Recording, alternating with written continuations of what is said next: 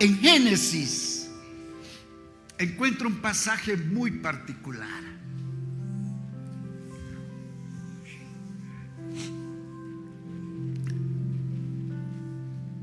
Génesis 14, 17 dice la escritura: cuando volvía de la derrota de Kedorlaomer y de los reyes que con él estaban, salió el rey de Sodoma a recibirlo al valle de Sabe, que es el valle del rey. Entonces Melquisedec, quiero que diga conmigo, Melquisedec, rey de Salem y sacerdote del Dios Altísimo, sacó pan y vino. ¿Qué sacamos cuando hay la cena del Señor? Pan y vino. Él sirvió la cena. Wow, aleluya. Y dice, y le bendijo diciendo: bendito sea Abraham del Dios Altísimo. Y quiero que medites por un momento en algo importante. Este sacerdote del Dios Altísimo bendijo y le bendijo diciendo: bendito sea Abraham. Todavía no era Abraham, era Abraham, del Dios Altísimo. Ahora recuerda que usted y yo somos herederos de las bendiciones de Abraham. Amén. Entonces, esa bendición es para nosotros. Bendito sea Abraham del Dios Altísimo, creador de los cielos y de la tierra. Y bendito sea el Dios Altísimo, note bien, que entregó tus enemigos en tu mano.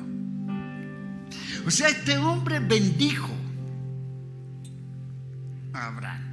Este sacerdote del Dios Altísimo bendijo a Abraham. Esa fue su bendición. Pero es interesante lo que sigue. Y le dio a Abraham los diezmos de todo. Diga conmigo, los diezmos de todo. Sonría, Dios, los diezmos. ¿Qué hizo Abraham? ¿Le dio qué? ¿De una parte? Diga, de todo. Amén. Y como algunos dicen, es que los diezmos eran de la ley, ya no son para esta dispensación. Pero esto era antes de la ley. Entonces, antes de la ley, Abraham dio los diezmos. Y yo me pregunto a veces, ¿y por qué? ¿De dónde Abraham dio los diezmos? ¿Cuál fue la revelación que él tuvo? Y esto tendríamos que ir a Génesis capítulo 4. Pero sigamos. El último libro del Antiguo Testamento,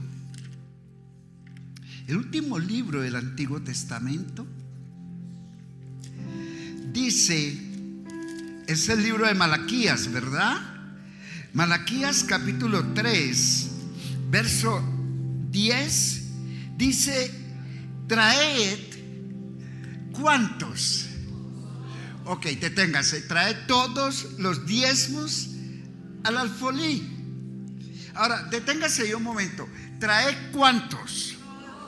¿Cuántos diezmos dio Abraham? O sea, la palabra es la misma. Traed todos los diezmos al alfolí y haya alimento en mi casa. Y probadme ahora en esto, dice Jehová de los ejércitos, si no os abriré las ventanas de los cielos y derramaré sobre vosotros bendición hasta que, mire bien, nunca lo hemos visto de esta manera. Él dijo: traed todos los diezmos, y como consecuencia los cielos se abren en bendición no normal, en bendición hasta que sobreabunde. Hasta que sobreabunde. Y yo creo que los diezmos no es un dar generoso tuyo. Los diezmos es obediencia. Diga conmigo, obediencia. Y la obediencia desata la bendición. Entonces, el diezmo no es que, ay, yo soy tan bueno y doy en la iglesia. No, usted está obedeciendo lo que Dios estableció en su palabra. Ay, pero pastor, es que eso es Antiguo Testamento, usted no ha entendido. Y seguro algunos me dirán, estudie más y toda la cosa. Pues voy a ir al Nuevo Testamento. Y en el Nuevo Testamento encuentro, esto es interesantísimo, dice lo siguiente, en capítulo 7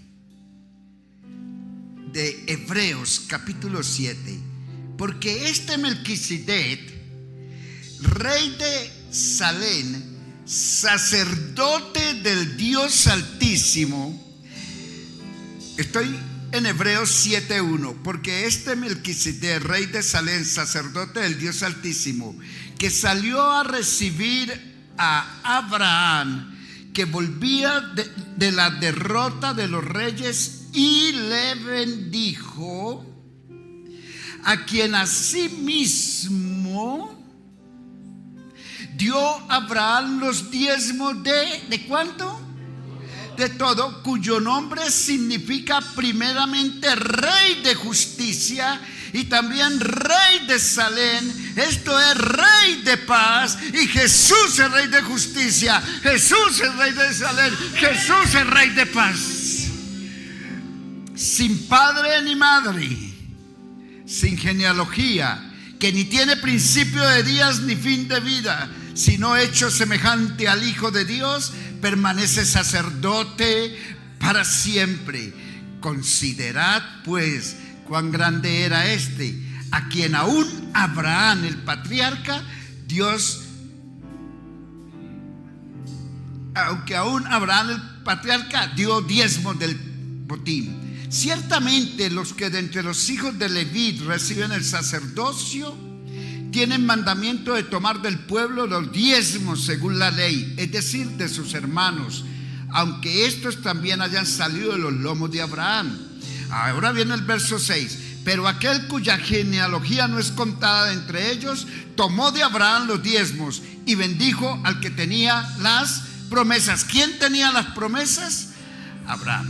Y sin discusión alguna, el menor es bendecido por el mayor. Aquí está el punto central. Y aquí, hoy en Palabra de Fe y Vida, ciertamente reciben los diezmos hombres mortales, pero allí uno de quien se da testimonio de que vive. Y por decirlo así, en Abraham pagó el diezmo, también Leví que recibe los diezmos, porque aún estaban los lomos de su padre cuando Melquisedec le salió al encuentro. Entonces, aquí traemos los diezmos, pero los recibe Jesús, el que vive para siempre. Amén. Déjeme decirle, su diezmo habla de su obediencia, y su obediencia habla de su fe.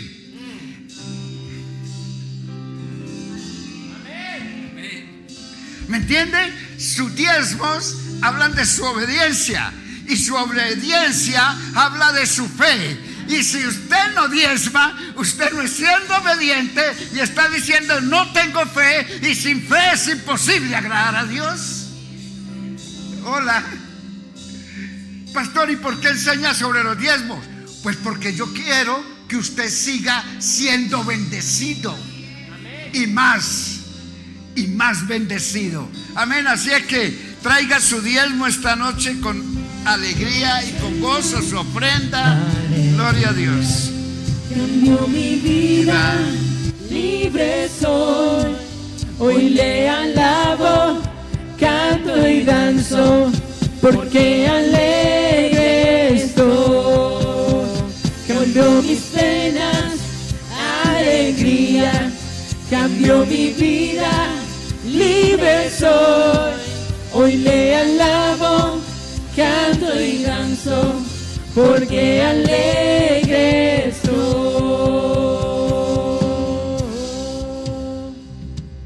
Gracias a ti alcé mis ojos, Señor, a ti que habitas en los cielos.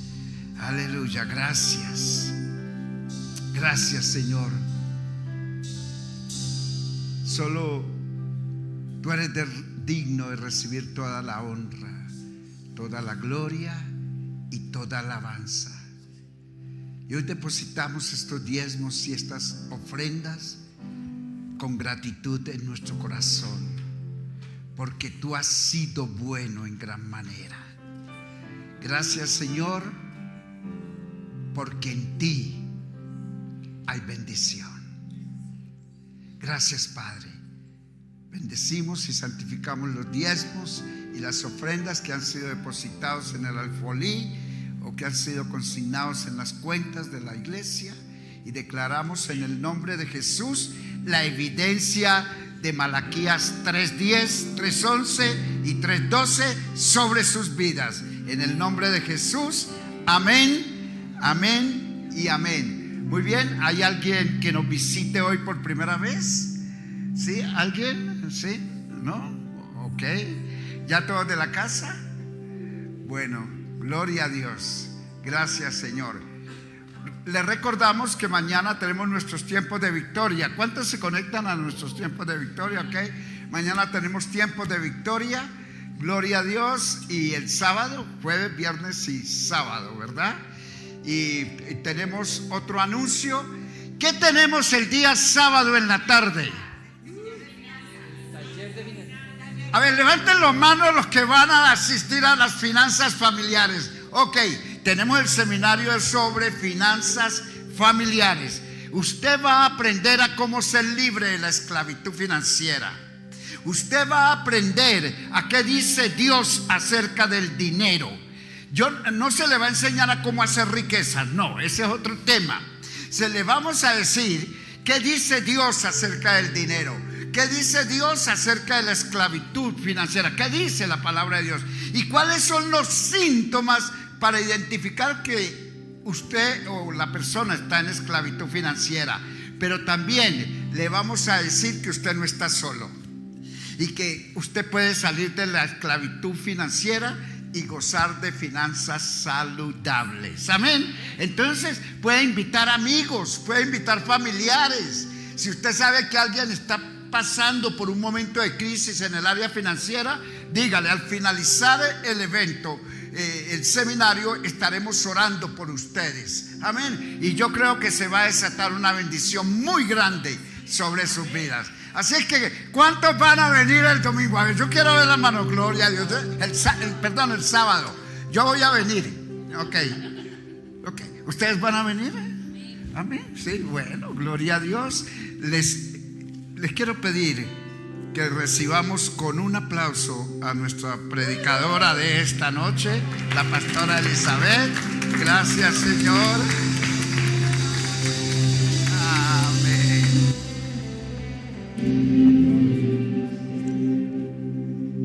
Bueno, el tema que vamos a ver hoy no es un tema para que empieces a decirle a todos tus familiares y a tus amigos: ¿sí vio? ¿Sí vio? ¿Usted por qué no está haciendo así? No.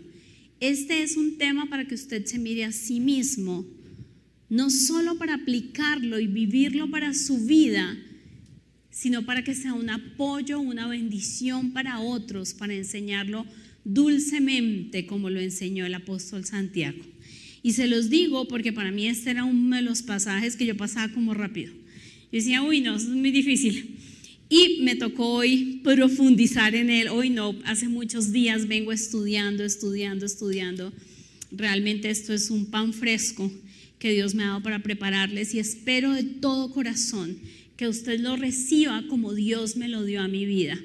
Y la claridad que me trajo sobre este pasaje ha sido maravilloso, y espero que usted también pueda hacer lo que el Espíritu Santo de Dios simplemente me use como un vaso y poder compartirlos. Así que Padre, en el nombre de Jesús, hoy presentamos delante de ti esta enseñanza, Padre, esta palabra, esta prédica de tu palabra, y que tú seas, Espíritu Santo, trayendo al corazón de cada uno de nosotros un gozo lleno de esperanza, un gozo lleno de paciencia, que traiga a nuestras vidas, Señor, una revelación de tu palabra que nos ayude a pasar por ese valle de sombra y de muerte, donde no vamos a tener temor, porque aún ahí tú estarás con nosotros.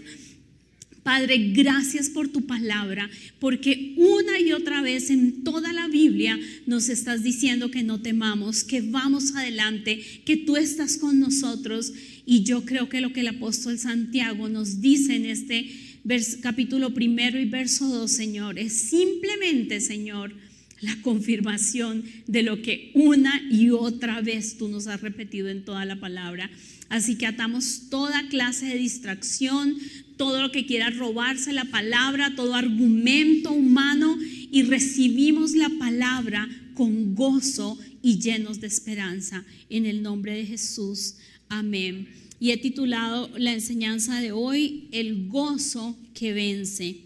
Y el apóstol Santiago en el capítulo 1, quiero leerles hasta el verso 8, porque yo creo que este pasaje, aunque nos vamos a concentrar más en el verso 2, realmente nos da un conjunto, una explicación completa hasta el verso 8. Y dice así: amados míos, tened por sumo gozo cuando os halléis en diversas pruebas, sabiendo que la prueba de vuestra fe produce paciencia. Mas tenga la paciencia su obra completa, para que seáis perfectos y cabales, sin que os falte cosa alguna. Y si alguno de vosotros tiene falta de sabiduría, pídala a Dios, el cual da a todos abundantemente y sin reproche, le será dado. Pero pida con fe, no dudando nada. Porque el que duda es semejante a la onda del mar, que es arrastrada por el viento y echada de una parte a otra. No piense, pues, quien tal haga, que recibirá cosa alguna del Señor. El hombre de doble ánimo es inconstante en todos sus caminos. Y no sé qué sientes tú, qué sentías antes de hoy, con la introducción que hice, cuando escuchabas: tened por sumo gozo cuando os encontréis en diversas pruebas. Yo no sé cuántas personas conoces o con cuántas personas has compartido, o si tu propia vida ha pasado por una aflicción que pareciera no tener una luz de salida, que pareciera que no hay como que el camino llegó hasta allí. Y yo sé de qué les hablo, porque en diferentes circunstancias en la vida he estado en ese lugar donde uno dice: ¿y ahora qué?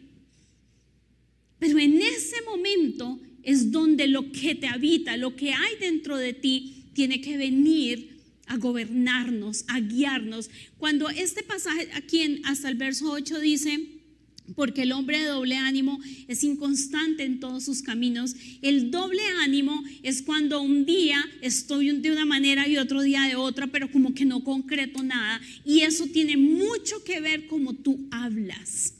Si tú dedicas tus palabras a que estén llenas de la palabra de Dios, llenas de esperanza, llenas de gozo, yo te aseguro que el doble ánimo jamás estará en tu vida.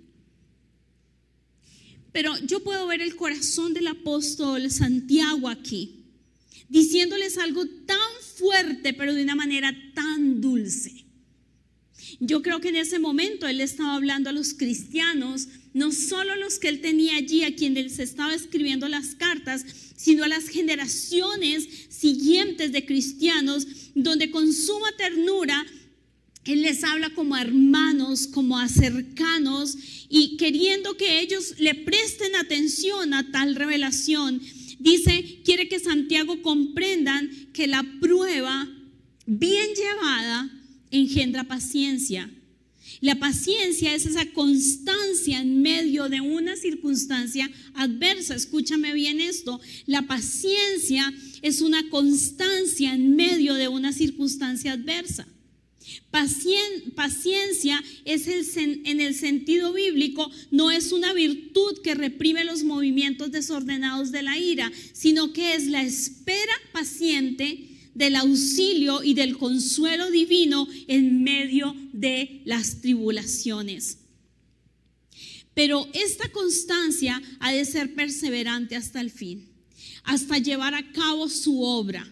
¿Cuál es esa obra de la que hablamos? Ese objetivo, que permanezcamos firmes en medio de circunstancias difíciles, sin fluctuar, sin desmayar, sin doble ánimo. Cuando hemos recibido una noticia catastrófica, cuando hemos recibido un diagnóstico que no esperábamos, cuando hemos perdido algo que era muy valioso, en ese momento, esa paciencia, en esa espera, en esa esperanza, debe llevarnos a nosotros, y voy a volverte a leer esto, a un objetivo de que permanezcamos firmes en medio de circunstancias difíciles, sin fluctuar, sin desmayar y sin permitir el doble ánimo, el que un ratico me quejo y el otro ratico creo. No, solamente crees, porque las dificultades muestran de qué material estamos hechos, y tú y yo, en la nueva naturaleza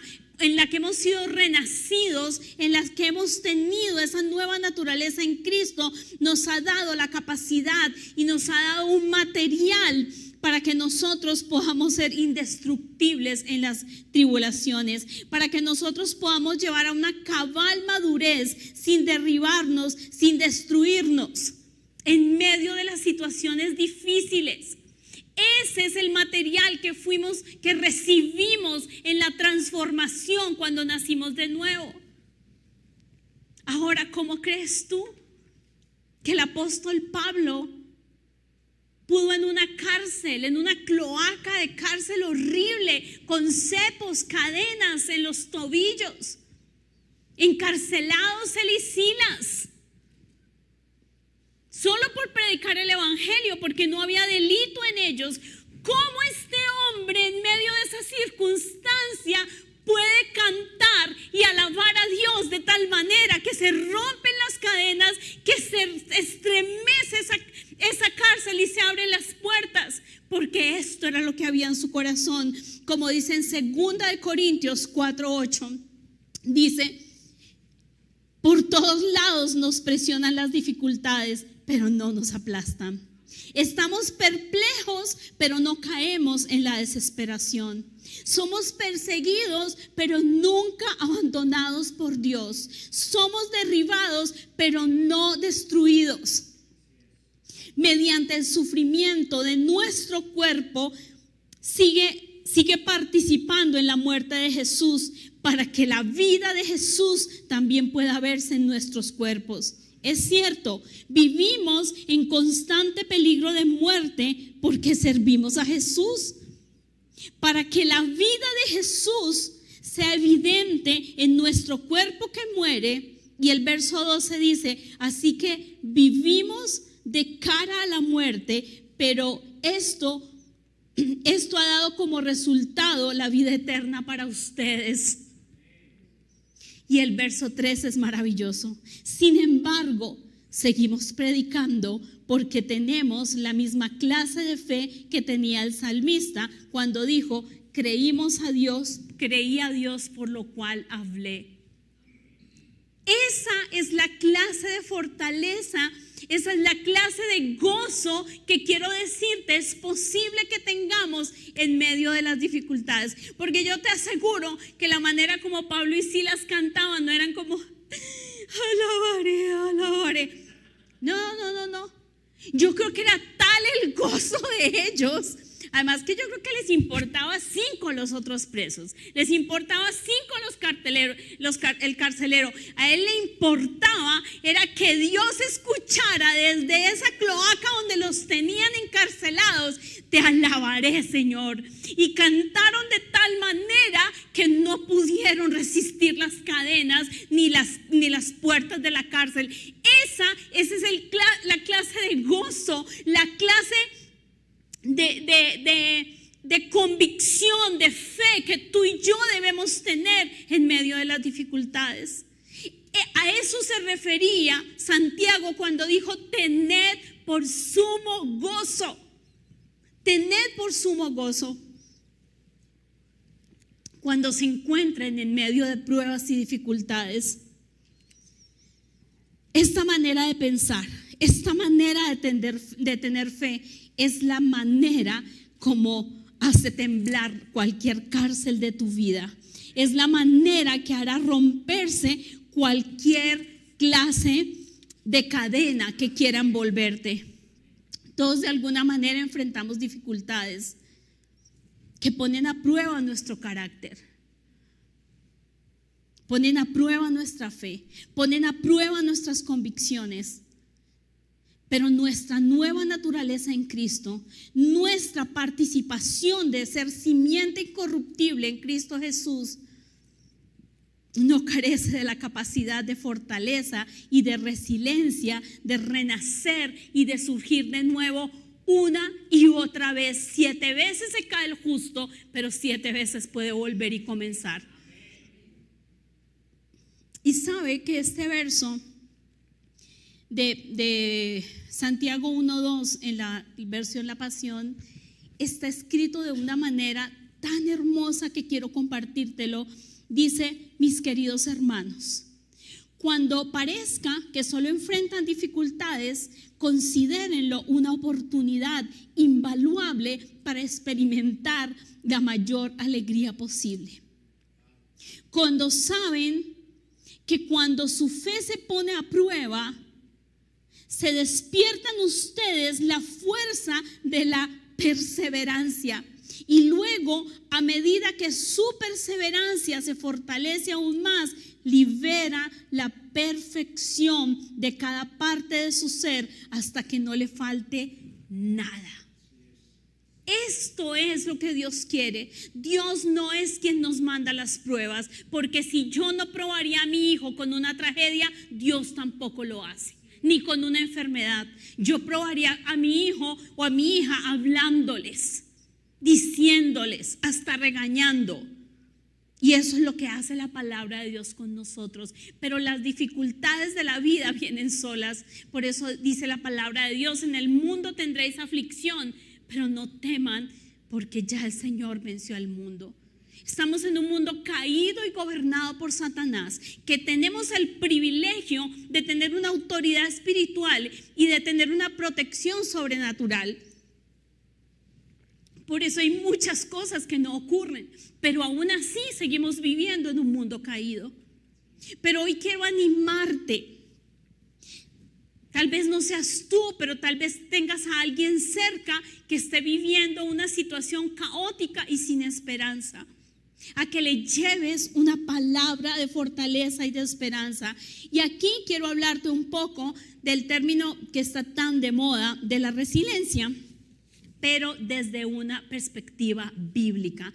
Porque si bien lo que el mundo trata de comunicarnos respecto a la resiliencia es como un aguante, no es lo que la Biblia quiere que tú y yo tengamos. Pero déjenme compartirles esta definición desde una perspectiva bíblica, y es la capacidad dada por Dios al creyente para perseverar, mantenerse firme y levantarse en medio de la adversidad, no por sus propias fuerzas, sino por el poder del Espíritu Santo y la esperanza en las promesas eternas de Dios.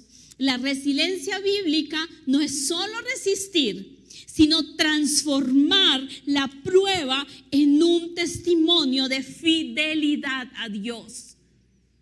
¿Qué haces tú después de que recibes un mal reporte? Después de que pasa algo que tú no esperabas, después de que tal vez estabas esperando una buena noticia y recibiste una mala. ¿Cuál es la capacidad de volver a creer? ¿Sacas de tu espíritu lo mejor de la palabra de Dios o simplemente te das a la derrota? Hoy queremos animarte que en medio de las situaciones difíciles consideres que hay posibilidades de tener sumo gozo. Y parece loco, pero no es. Y déjame explicarte un poco más por qué. Segunda de Corintios, capítulo 4, el verso 8 en adelante, el verso 8 dice que estamos atribulados, ya lo habíamos leído, pero déjame repetirte esta parte. Y es el fundamento de donde he sacado esa definición de resiliencia. Y es segunda de Corintios, en el capítulo 4, el verso 8, dice el apóstol Pablo, que estamos atribulados en todo, mas no angustiados, en apuros, mas no desesperados, perseguidos, mas no desamparados, derribados, pero no destruidos. Esto es impresionante. Esto es impresionante. Que estamos atribulados en todo. ¿Alguien aquí tiene alguna tribulación en algo? No, levanten la mano, tranquilos. Mas no angustiados, en apuros, mas no desesperados, perseguidos, mas no desamparados, derribados, pero no destruidos. Aquí el apóstol Pablo describe la esencia de la resiliencia cristiana: caer pero levantarse, sufrir sin perder la esperanza. Esa es la esencia de que tú y yo tengamos a Jesucristo como Señor y Salvador. Por eso, ante las dificultades, tú y yo no podemos ser iguales a los que no tienen a Jesús como Señor y Salvador. Porque tú y yo tenemos una esperanza. Porque tú y yo tenemos un Dios poderoso. Por eso nosotros sabemos que aunque caigamos, nos levantamos otra vez. Que aunque haya sufrimiento, nosotros sabemos que no perdemos el norte, la esperanza, porque esta palabra es nuestro norte, esta palabra es nuestra brújula, esta palabra es nuestra respuesta. Romanos 5, del 3 al 5 dice: nos gloriamos en las tribulaciones, sabiendo que la tribulación produce paciencia, y la paciencia prueba, y la prueba esperanza, y la esperanza no avergüenza. Y saben, la resiliencia no es aguantar pasivamente, sino permitir que Dios use esa situación que te pasó para tu transformación y tu crecimiento en esperanza y en fe en Dios. No que Dios te mande algo malo, jamás. Y ni se te ocurra decirlo delante de mí. Porque no me vengas a decir que Dios no pudo, porque es que Dios sí puede. Y no me vengas a decir que Dios te mandó esa enfermedad, porque vas a tener problemas conmigo. De mi Dios no hablen mal, porque Él es sanador. Él es sanador. Que neciamente nos metemos en problemas, que neciamente descuidamos nuestra salud, que tenemos ataques del enemigo, que tenemos robos muchas veces del enemigo. Pero en el nombre de Jesús, más poderoso es el que vive en nosotros que el que está en el mundo. Así que esa capacidad que tú y yo recibimos, no para que nos aguantemos pasivamente como el mundo sin esperanza, no, tú y yo le pedimos a Dios que utilice esa circunstancia para transformación, para fortaleza, para que hablemos esta palabra y veamos resultados. Isaías 40, 31 dice: los que esperan en Jehová tendrán nuevas fuerzas, levantarán alas como las águilas, correrán y no se cansarán, caminarán y no se fatigarán. Y yo quiero decirte hoy que la fuente de la resiliencia no es el carácter humano, sino la transformación que viene al esperar en la palabra, en Dios. Esta es la fuerza. No es que yo soy muy resiliente, no. Tú lo que eres es una persona llena de fe, que le has creído al Señor. Por eso en las pruebas puedo tener sumo gozo. De manera personal, he experimentado adorar en medio de un momento que siento que todo está ciego. Porque tú puedes escoger o andar publicando en las redes sociales cómo estás, lo cual me parece fatal. Como dicen por ahí, de quinta. Eso no se hace. O te puedes dedicar a llorar ese dolor, o te puedes dedicar a decir: mi Dios pues suplirá todo lo que me falte conforme a sus riquezas en gloria. Por las llagas de Cristo soy sano. En la sangre de Jesús hay poder. En su nombre hay poder. Y empezar a hablar esta palabra y a buscarla y a comer esta palabra.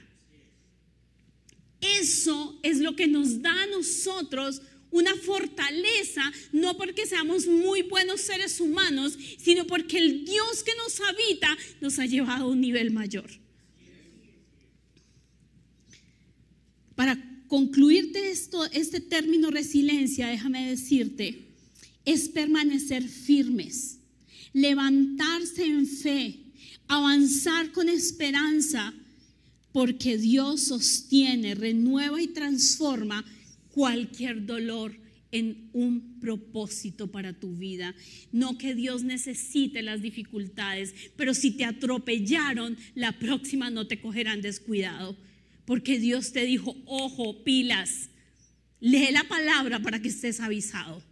Lee la palabra, porque nosotros deberíamos orar anticipadamente y no curativamente. Oramos curativamente por descuidados, por irresponsables, pero deberíamos anticiparnos para evitar que las situaciones sucedan. Déjame leerte una historia. ¿A cuánto les gustan las historias?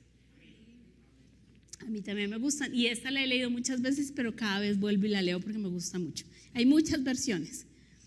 La historia de la zanahoria, el huevo y el café. Había una vez una hija de un viejo hortelano que se quejaba constantemente sobre su vida y sobre lo difícil que le resultaba salir adelante. Estaba cansada de luchar y no tenía ganas de nada. Cuando un problema se solucionaba, otro aparecía, y eso le hacía resignarse y darse vencida fácilmente. El hortelano pidió a su hija que se acercara a la cocina de su cabaña y que tomara asiento. Después llenó 3 recipientes con agua y los colocó sobre el fuego. Cuando el agua comenzó a hervir, colocó en un recipiente una zanahoria, en el otro recipiente un huevo, y en el último vertió unos granos de café. Los dejó hervir sin decir palabra, mientras su hija esperaba impacientemente, sin comprender qué era lo que su padre hacía. A los 20 minutos el padre apagó el fuego. Sacó las zanahorias y las colocó en un tazón, sacó los huevos y los colocó en otro, y finalmente lo colocó el café. Miró a su hija y le dijo: ¿qué ves? Zanahorias, huevos y café. Fue su respuesta. La hizo acercarse y le pidió que tocara las zanahorias. Ella lo hizo y notó que estaban blandas, y luego le pidió que tomara el huevo y lo rompiera y le quitó la cáscara y observó que estaba duro. Luego le pidió que probara el café. Ella sonrió mientras disfrutaba de su dulce aroma. Humildemente la hija preguntó: ¿qué significa esto, papá? Él le explicó que los 3 elementos habían enfrentado la misma adversidad, agua hirviendo, pero habían reaccionado en forma muy diferente. La zanahoria llegó al agua fuerte y dura, pero después de pasar por el agua hirviendo se había vuelto débil, frágil y se había deshecho. El huevo había llegado al agua frágil, su cáscara fina protegía su interior líquido, pero después de estar en el agua hirviendo, su interior se había endurecido. El café, sin embargo, era único. Después de estar en el agua hirviendo, había cambiado el agua. ¿Cuál eres tú?, le preguntó a su hija. Cuando la adversidad llama a tu puerta, ¿cómo respondes? ¿Eres la zanahoria que parece fuerte, pero que cuando la adversidad y el dolor te tocan te vuelves débil y pierdes tu fortaleza? ¿O eres el huevo que comienza con un corazón maleable, poseías un espíritu fluido, pero después de una muerte, una separación, un divorcio, un despido, una situación difícil, ¿te has vuelto dura y rígida? ¿Cómo has transformado? ¿Cómo te has transformado por dentro? ¿O eres el café, hija? El café cambia el agua, el elemento que le causa el dolor. Cuando el agua llega a su punto de ebullición, el café alcanza su mejor sabor. Si eres como el grano de café, cuando las cosas se ponen peor, tú reaccionas mejor y haces que las cosas a tu alrededor mejoren. Quejarse, murmurar, es la salida más fácil a una situación difícil y allí no hay sumo gozo. Pero usualmente cuando las personas escogen el gozo, como decía la semana pasada Juan, la llave del gozo para abrir ese cajón que nos va a sorprender con cosas maravillosas, es cuando tú vas a tener resultados. Amada iglesia, tenemos la capacidad dada por el Espíritu Santo para cambiar las circunstancias a nuestro alrededor en medio de las dificultades. Pero necesitamos valentía y esperanza. Necesitamos valentía y esperanza. Las dificultades forman parte de la vida y es casi normal que aparezcan. Es importante que lo puedas aceptar y entender. A ver, no le estoy diciendo conformar. Le estoy diciendo, hay situaciones difíciles. A veces oramos para que nos llueva y a veces tenemos respuesta porque también otros estarán orando para que llueva. Y tal vez nos afectó la lluvia. Pero lo que sí te garantizo es que dentro de ti, por el Espíritu Santo, está la respuesta para poder tener esa fortaleza y ese gozo en medio de las situaciones difíciles. Juan 16:33 dice: estas cosas os he hablado para que en mí tengáis paz. En el mundo tendréis aflicción, pero confiad, yo he vencido al mundo. Y en esta versión me encanta porque dice: y todo lo que les he enseñado es para que la paz que hay en mí esté en ustedes, y les dará gran confianza al descansar en mí, y les dará gran confianza al descansar en mí, porque en este mundo incrédulo experimentarán problemas y tristezas, pero deben ser valientes, porque yo he vencido al mundo. Déjame hacer un corto paralelo entre el gozo y la esperanza antes de continuar aquí. Déjenme hacerles un corto paralelo, porque lo que realmente logra que nosotros podamos estar gozosos en medio de las tribulaciones es que esto parece loco. O sea, esto es de esas cosas de la Biblia que solo los cristianos podemos entender. Tened por sumo gozo cuando os encontréis en diversas pruebas. Y esto es loco. Pero para nosotros sabemos que la palabra del Evangelio es locura. Pero lo podemos hacer por un gozo esperanzador. En el original del griego en el que fue escrito en el Nuevo Testamento, la palabra gozo es chará, y podemos trazar ese paralelo con la esperanza, que es elpis, la raíz de esa palabra.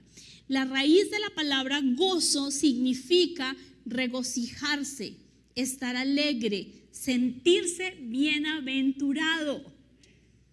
Esa es la raíz de esa palabra gozo: regocijarse, estar alegre y sentirse bienaventurado. Ahora, En esencia, esta palabra no depende de las circunstancias externas, sino de la certeza de lo que Dios hace en medio de la prueba. Cuando esta palabra aparece en Santiago 1:2, se usa en un sentido de una actitud interna deliberada frente a las pruebas. Miren esto tan impresionante.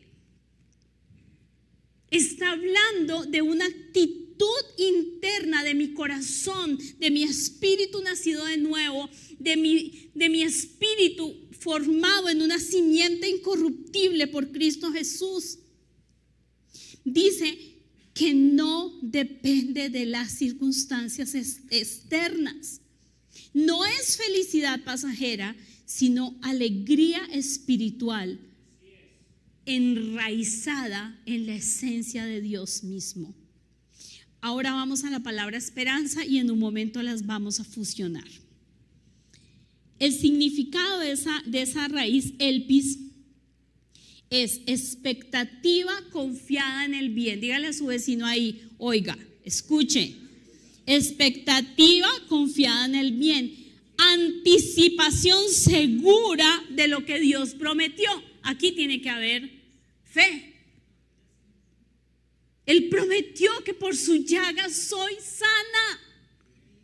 Así que ¿qué me pertenece? La sanidad, no la enfermedad. Y esa es mi esperanza.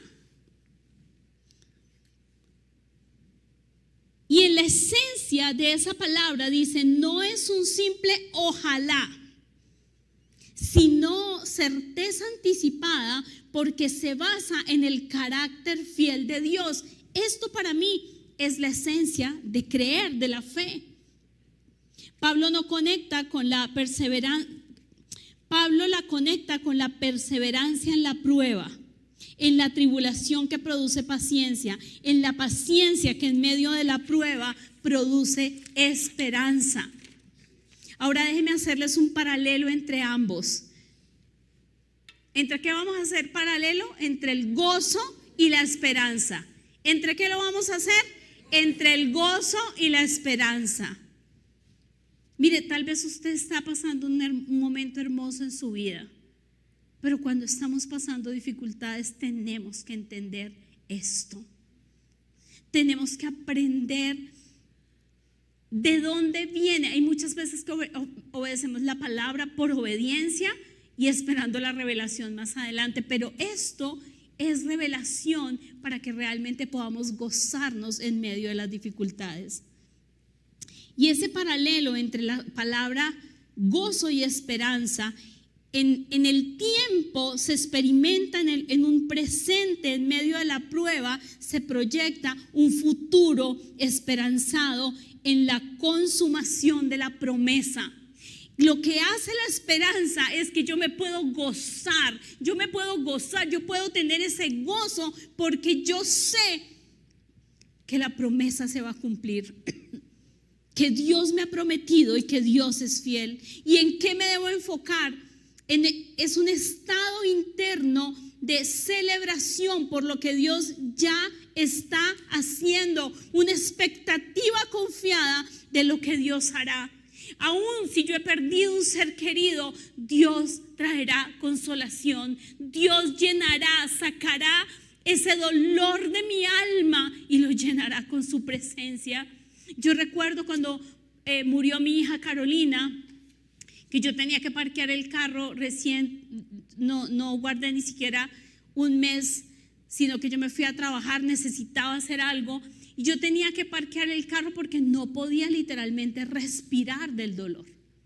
Y yo recuerdo que en esos momentos yo le decía, Espíritu Santo, llena este vacío. Y cuando yo leía esto, es ese estado interno de la celebración, porque Dios ya está haciendo, porque puedo tener una expectativa confiada de que lo hará, y realmente sucedía.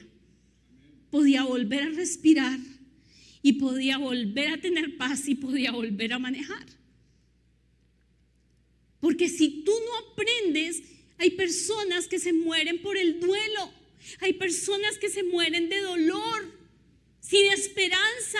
Y a ti y a mí nos sobra la esperanza, porque esta palabra nos da esperanza. Cada promesa nos da esperanza. Su presencia nos da esperanza. ¿Y cuál es la fuente de esa fusión, de esa obra entre el gozo y la esperanza? La obra actual del Espíritu Santo, el saber que el Espíritu Santo que nos habita es el que nos da el fruto que nos sostiene. La fidelidad de Dios y sus promesas seguras. Tú y yo podemos tener fortaleza en la prueba, podemos ser transformados en medio de la tribulación y ver y experimentar la victoria. La perseverancia en la prueba mantiene la mirada fija en el Dios glorioso que tenemos y la confesión fija en la palabra del Dios que nos ha instruido. En el griego bíblico, la palabra shara y la palabra elpis se complementan. El gozo de la experiencia presente del creyente en medio de la adversidad, y la esperanza es la visión futura que sostiene el gozo. El gozo se alimenta de la esperanza y la esperanza se mantiene viva por el gozo en el camino. La una y la otra son inseparables, la una y la otra son necesarias. Y déjenme leerles rápidamente un hombre que es ejemplo de esto. Y este es Víctor Frank. Víctor Frank escribió esto: me lo quitaron todo, pero no pudieron destruirme. Me quitaron la ropa, mi nombre, mi libertad y hasta mi humanidad. Me raparon la cabeza, me marcaron con un número y me lanzaron al infierno. Pasé por 4 campos de concentración. Vi cómo el sufrimiento se llevaba a miles. Escuché gritos de día y de noche. Y el ambiente olía a desesperanza, a muerte silenciosa. Comí pan duro, dormí en el suelo. Y un día me dijeron que mi esposa embarazada ya no estaba, que también se la habían llevado y que no iba a volver. Muchos ya no podían más, se dejaron ir y se rendían al dolor. Algunos simplemente dejaban de luchar. Yo también lo pensé más de una vez, pero algo me detuvo: la certeza de que Dios no me había traído hasta ahí para que todo terminara sin sentido. Me prometí que si salía de ahí iba a contarle al mundo lo que pasó, que no iba a morir vacío. Entonces, cada noche en medio del frío y de la desesperación, me imaginaba frente a una clase, dando una conferencia, explicando el horror de lo que habíamos vivido. Eso me sostuvo: una imagen, un propósito, una fe que se negaba a morir. Cuando por fin me liberaron, estaba solo. Mi familia ya no existía, pero aún me quedaba algo: la voluntad de entender y la guía de Dios que me decía: sigue. Así fue cuando escribí El hombre en busca de sentidos. Les recomendamos ese libro para quienes estén pasando por momentos que pareciera que todo hubiera terminado. No para hacerme famoso, sino para que nadie más se rinda ante el dolor, porque cuando todo se derrumba, solo hay una cosa que puede salvarte y debe salvarte: saber que aún en medio del dolor Dios puede usar tu historia para salvar a otros. Y déjame concluir aquí. El gozo, tanto en el sentido natural como en el sentido bíblico, tiene un impacto profundo en la mente humana. Y te lo comparto desde el sentido espiritual y desde el sentido científico. El gozo no es solo una emoción pasajera, sino una naturaleza espiritual que renueva la mente y fortalece el corazón. Escúchame bien: el gozo no es solo una emoción pasajera, sino una fuente espiritual que renueva la mente y fortalece el corazón. Nehemías 8:10 dice: el gozo del Señor es mi fortaleza. Dígale a su vecino: el gozo del Señor es mi fortaleza. El gozo en lo natural da resistencia mental y emocional y ayuda a enfrentar la adversidad con una mente firme. El gozo le da firmeza a la mente. El gozo le da una estructura a la mente. Salmo 16:11 dice: en tu presencia hay plenitud de gozo. El gozo en Dios aclara la mente, trae paz interior y dirección, porque se origina en la comunión profunda con Dios. Proverbios 17:22: el corazón alegre constituye buen remedio, mas el espíritu triste seca los huesos. El gozo actúa como medicina para la mente y para el cuerpo, mientras que la tristeza prolongada te va a debilitar. Solo quiero que entiendas esta noche, así tengas que escuchar después el mensaje por YouTube, porque hoy tal vez la predica estuvo soñada. A buen entendedor, pocas palabras, pero salgan gozosos aunque sea por eso. Pero voy a decirte, esto es hermoso, que nosotros como hijos de Dios tengamos la capacidad de gozarnos aún en medio de las dificultades. Vamos, póngase en pie. Padre, gracias. Gracias, qué buen papá eres. Gracias, Señor. Gracias. Yo no sé si tú has experimentado alguna vez, yo lo he experimentado muchas veces, que tal vez un día, al final del día, estoy muy triste por alguna situación y Dios tiene un muy buen humor conmigo y los dos nos reímos. Y yo le digo: ay no, eres muy chistoso, Señor. Qué bello eres, qué buen Padre eres, qué gran Dios eres. Nada apagará nuestro gozo, porque no es un sentimiento, sino que viene desde nuestro espíritu. Si nunca antes le habías dicho a Jesús que hoy, si nos ves allí en la transmisión, o si aquí tal vez hay alguien que nunca antes le ha dicho a Jesús: yo quiero que seas mi Señor, yo quiero que seas mi Salvador. Hoy puedes decirle: yo creo, diga conmigo: yo creo que Jesús murió en la cruz del Calvario, que fue sepultado y que resucitó al tercer día y me ha dado vida abundante. Yo recibo la vida abundante. Mi nombre está siendo escrito en el libro de la vida. Y hoy, por voluntad de mi Padre Dios, soy llamado hijo o hija de Dios. Gracias porque no estamos solos. Gracias porque con nosotros está el Espíritu Santo de Dios. Está la presencia misma de nuestro Señor Jesucristo. Y tenemos un Padre Dios que nos conoce. Así que gracias, Señor, gracias. Y gracias por el gozo. No te damos gracias por lo que no te glorifica.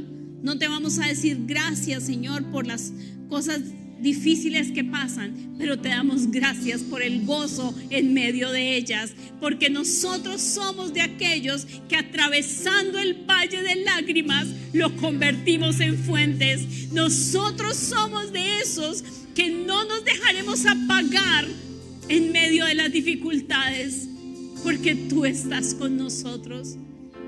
Gracias, Señor. Gracias. Y diga conmigo: yo tendré sumo gozo aún en medio de las dificultades. En el nombre de Jesús. Amén y amén. Sean muy bendecidos.